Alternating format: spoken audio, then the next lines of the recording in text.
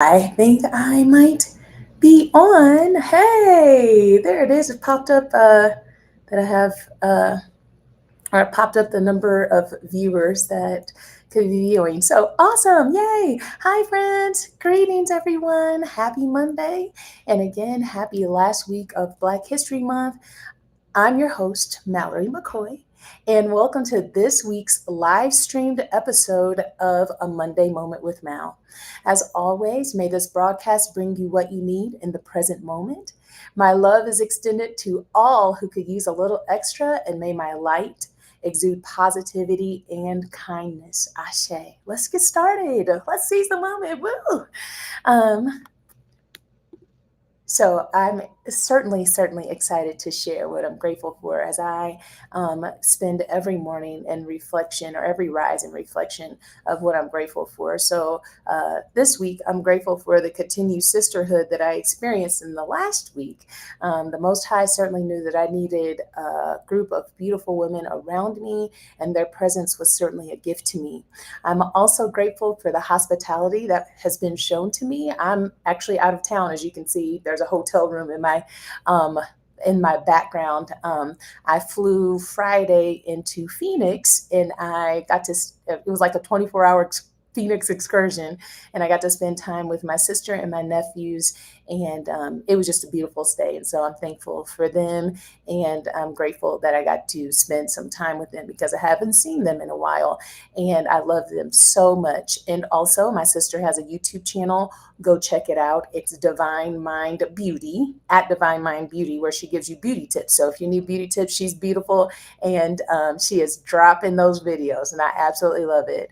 And so after I left Phoenix, I am now in Denver. And yesterday I was so tired because I had a red eye flight from Phoenix to Denver. So I was grateful for my cousin Terrence, who met me yesterday, and I told him that I needed to find a vegan restaurant that did not serve meat because I did not want anything to be cross contaminated. And he went with me. So we ate at a beautiful restaurant yesterday, and it was certainly nice to see him. So thank you, Tara, for meeting up with me. And I also should mention before I say what my third point of gratitude is that this is my last morning show. So I'm grateful because I picked up a long-term sub job. So starting next week, I will need to have a live show in the evening time and continue that in the evening time. So you're going to catch me at this on the same platform, but at 8:28 p.m. instead of a.m. and that's Central Standard Time because actually right now in Denver it's 7:31 instead of 8:31. So still committed to my 8:28 time. And lastly, today I'm grateful for the opportunity to participate on a leadership panel for my friend Amanda's Denver event called Unleashing You Live. And what was cool is I was on the plane from Phoenix to Denver yesterday, and this lady I sat next to, she's like, "Yeah, I think I might want to come to the event." So, yeah, it was just it's really cool to be able to make connections in this space. And so I'm grateful for her for this opportunity. And since I've been here, all I have seen are my angel numbers, just like bam, bam, bam. So I know that this is a divinely aligned step for me to take, and I'm excited because I just feel like it's this new life or something different is coming up. And so I'm recalibrating my life to align to my passion. And I feel affirmed in that because I'm seeing my angel number. So for this week's episode, I decided to show love to Black women for four reasons. Number one, as you can see, I show up in the world and in this physical incarnation as a Black woman and recognize the importance of my existence and the importance of the existence of every Black woman on the planet. Number two, I haven't focused my energy on being extra for Black History Month, extra Black for Black History Month, because I was feeling like relationship topics should take the priority. However, since we're at the end of Black History Month and we're transitioning into the beginning of Women's History Month, this seemed like this would be the best sandwich in between Black History Month and the beginning of Women's History Month. And the third reason, today, I'm in Denver speaking at a women's empowerment event. And while I'm certainly excited to be a part of it, I know that as far as the panel team is concerned, I'm the only Black woman who will interject my voice in that space. And those of us who have the experience of taking up space as the solo or one of few Black people in a predominantly white space know the weight of the feeling that you know can have in those spaces, and it's not even like it's not conscious, it's totally like subconscious, it's attached to our DNA. So anyway, despite this, I plan to unapologetically take up space, and I plan to live in my truth. This is what you see is what you get. So I'm praying and hoping that that they will embrace all parts of me, because I'm not muting myself. I'm no longer apologizing for who I am, and I'm certainly living in my truth.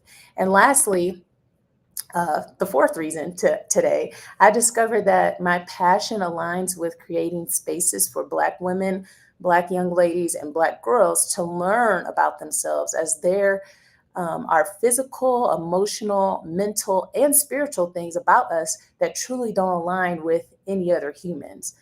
In fact, my dissertation is literally entitled Black Females' Perceptions of their social emotional learning and the inclusion of counter spaces in suburban high schools. And it's kind of like a personal narrative because I attended a suburban rural high school that was predominantly white.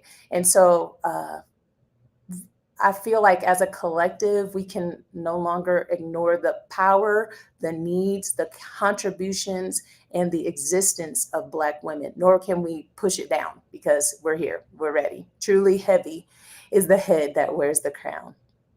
So, y'all know I love me a good definition and I'm team facts over feelings. So let's get into it. First of all, I'm calling Google out and the generative AI that pops up now whenever you Google something, because when I typed in facts about Black women, I had to scroll to like the seventh website suggestion to find a 2016 Upworthy article entitled 10 Things You May Know About Black Women, but Definitely Should.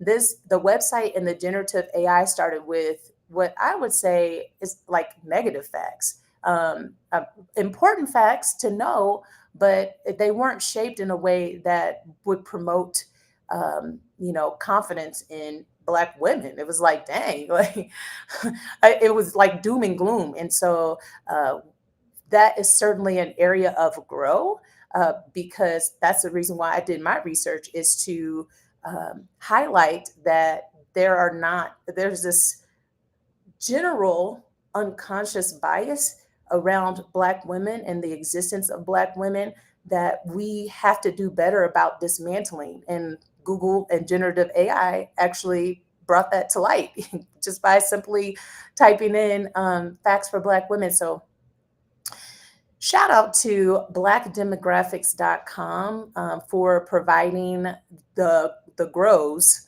and or the glows, and then shout out to generative AI for providing the grows, because in every demographic there are glows and grows. But anyway, here it goes. In 2021, there were about 21.5 million Black women in the United States. That's a little over half of all Black people in the country. Black women are on average younger than all races, or than women of all races in America. The average age for Black women is 36 years old, while it's 40 years old for all women in the country. Among the Black female population, about 49% are girls under 18 years old. And this actually is similar to all of the other demographics in the female population in the United States. As people get older in the Black community, there are more women than men. There are many studies to support this, many personal anecdotes to support this. Blackdemographics.com pointed out that this is partly true because Black men tend to have shorter lifespans compared to men of other races. Also, in general, women live longer than men. About 59% of women who are 25 years and older have gone to college, but only around 35% of them have finished a college degree, like an associate degree. This is compared to 63% of all women in the United States who went to college and 42% of them finishing their degree. About 40% of Black women 16 and older had no earnings in 2021, which is the same as the rate for all women in this age group. Even though Black women are overrepresented in the workforce, they still have a higher unemployment rate than all women, 10% to 6%, respectively. About 47% of Black women have never been married. This is a big difference when compared to all women in America, of whom only 31% have never been married. So 47% of Black women compared to 31% of all women. Only 26% of Black women are currently married. This is quite different from all women in America, where 47% are currently married. Black women are less likely to be married than Black men. As a matter of fact, there are about 364,000 more Black men who are married than Black women, even though Black women are 51% of the Black population. That's important to note because the next fact, this is what makes it true then. Black women are the head of 27% of all Black households. And this was a stat from 2018 that reflects that this is more than twice the rate for all women at 12%. So when we're looking at the American population of women, only 12% of women are the head of the households as far as everybody's concerned, but in Black women, it's 27%. And only 37% of Black women who gave birth were married. There are some issue factors into a much higher poverty rate of 24% for Black women compared to 14% of the poverty rate for all women. Here's the gross, the gross. Black women are more likely to die from cardiovascular disease, hypertension, stroke, lupus, and several other cancers. They're also twice as likely as white women to develop diabetes over the age of 55 or have uncontrolled blood pressure. Black women experience unintended pregnancies at 3 times the rate of white women. Black women are 4 times more likely to die from pregnancy-related causes. Pick me. But the bias that is the undercurrent of that, I think, has a lot to do with that. Me, who wouldn't be considered impoverished and is highly educated, almost died having my baby. And I'm going to talk about that because it was a bias that prevented me from getting the care that I needed. Black women have the highest rates of premature birth and most likely to have infants with low or very low birth weights. Black Black infants are 2.4 times more likely as white infants to die in their first year of life. So those are our growths. We got to do better in that space. But here's an irrefutable fact that Google can't even conjure up. Black women are the most powerful, intelligent, brilliant, loving, caring, fashionable, spiritual, family-oriented, funny, and sensual women I know. And if you meet someone who does not meet that mark, then you also meet the part of that person that may have been hurt along the way. So we have to support each other. So without further ado, this open letter is dedicated to all the Black girls, ladies, and women who have ascended to the astral plane those who exist in this present moment, and the littles that are looking up to see the ones breaking ceilings and still making history in 2024. I love us. This is especially dedicated to little Mallory and other littles who desperately sought or currently seek Black women representation in all spaces that they occupy and currently occupy, because representation has always mattered. I chose my career as a Black woman music educator because in the space that I occupied, I looked around and I saw nobody that looked like me. So now I can say I am the representation I looked for. Dear Black women, in a world that often fails to recognize the strength and resilience you embody, I want to take a moment to acknowledge and celebrate you. I see you. I see all of you. I want you to know just how proud I am of you. Your journey is a testament to the beauty of perseverance, and your existence is a powerful force that enriches the tapestry of our collective human experience. You expertly navigate a complex intersection of identities, carrying the heavy weight of history and the gaslit promises of a brighter future. Your accomplishments, both big and small, contribute to the legacy of triumph over adversity.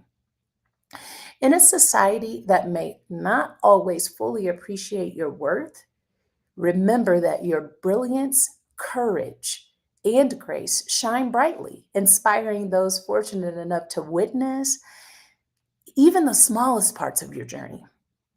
Black women come in all shapes, colors, and sizes with different hair textures, eye colors, and other variant attributes. But never forget, from the top of your head to the bottom of your feet, you are beautiful. So, in every instance that you're literally or figuratively told that your skin is too dark, or your skin is too fair, your hair is too coily and kinky, your hair is too straight, or your body's not perfect, let your light shine as you ascend above the ignorance of others. In every instance, you feel invisible or forced to conform to the societal standards of beauty that align with people who don't look like you. Look within and find the beauty in your heart that illuminates the aura that attracts others to you in any space you occupy, and pour that into your outer appearance, because others are paying money, paying currency to have the outer appearance you already possess. The Most High made no mistake when you were crafted.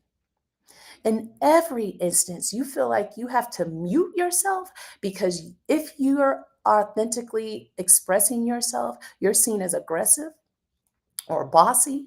Let the stories of our ancestors empower you as you advocate for yourself. Your voice is needed in every space you occupy. In every instance that your intelligence has been questioned, let your deeper knowing of the truth anchor you as you stand on your business. In every instance that someone you're involved in any way with attempts to make you feel inferior, let the motor of your self awareness expeditiously propel you out of that person's life. It's clear they are unworthy of breathing the same air you breathe. In every instance, you're followed around in a store because people assume that you don't have the financial opulence to shop there. Let the spiritual opulence of your soul soar above the foolishness of others and proceed to purchase what you want. You deserve to be in any space you want to be. You also deserve to treat yourself and have others treat you like the queen you are. The world should bow down to you. After all, your womb is the cradle of all humankind. Your soul is the original vibratory frequency and aura, and the world continues to benefit from your physical, spiritual, mental, and emotional gifts and sacrifices over many lifetimes. And when the weight of the world you hold on your back feels impossible to continue carrying, look to the sisterhood to help carry the load. We must rebuild our village and lean on the strength of others to help pull us through. We will be the change we want to see. This is your call to do your part in the reclamation of our collective power. You are incredible. You are powerful. You are confident. You are light. You are the personification of joy. You are the personification of love. You are fun. You are positive. You are generous. You exude royalty. And as we continue to strive for a more inclusive and equitable world, let us uplift and amplify your voice. Your unique perspective is invaluable, and your presence is a reminder that diversity is our greatest strength. Embrace the power within you, for you are a beacon of hope and change. Take up all the space. You never know who needs to see you in whatever space you occupy. Keep shining, Black woman. Sincerely, a Black woman. And normally at this time, I would use this time to connect with my audience, but at this moment, I want to announce that I will start building and hosting an online community providing courses and general support for Black women in the near future as Dr. Mal. I'm calling it the Soul Suite for Black women, and I project I'll be ready to do something by June. And I'm actually working with one of my beautiful friends to bring this to fruition. So I'm excited about that. I'm also working with two other Black beautiful women on a passion project that I will soon be able to announce. Um, but the target audience will be Black young ladies 13 through 18 who live in suburban areas. I'm incredibly excited about it because this work is directly connected to my soul. And so to wrap up today's episode, I'd like to leave you with two quotes. Let me go ahead and add the source. What the world? Here we go. So I actually have this sticker on my laptop, and so I love to look down and just read this sometimes whenever I need it. It's like a visual gift to me, and it says, "Dear Black woman, or dear Black girl, show them why the sun kisses your skin like no other. Written in your melanin is a fairy tale of how one star fell in love with another. Live so freely, comfortably, and beautifully in your skin." I love that so much. And then the quotes for today, or the affirmations for today. I actually found this website that had like tons of affirmations for uh, Black women in different areas, but these are the ones that stuck out to me most. I am allowed to be myself and show people who I am. And that stuck out for me because I've mentioned before that I'm a recovering people pleaser, and so that certainly speaks to that. By shining my light, I help others shine theirs. There's no way that there's not room for all of us to sit at the table, and that's in the infamous words of Shirley Chisholm, which I'm excited about the movie because Regina King is playing Shirley Chisholm. And she said, if there's not enough room at the table, pull up a folding chair. So I think that we can all shine bright together. I allow myself to feel so I can heal. And one of the adjectives that's normally used to describe Black women is strong. But I know because I exist as a Black woman, that sometimes that strength comes in ignoring the feeling. Like we don't have time to feel. And I know just being, completely honest, I sometimes feel like I don't want to feel my feelings because I don't have control over how far I will have to feel my feelings. And there's people that depend on me. So that's important to note. Um, my most lavish luxuries are stillness, peace, and simplicity. Yes. The chaos around me is no match for the calmness within me. I love that, um, because sometimes it's very chaotic. And then lastly, my magic speaks for itself. All of us have a gift, and I hope that you fall into your beautiful gift to give the world today. And that goes for anybody. Well, if you're tuning in live, thank you so much for joining me. And if you tune in later, I'd love to hear your thoughts about my open letter because I'm excited about it. This is the last week of February, next month's March, and spring is happening. So, I my show actually next week is going to be entitled Five Life Lessons My Plants Taught Me.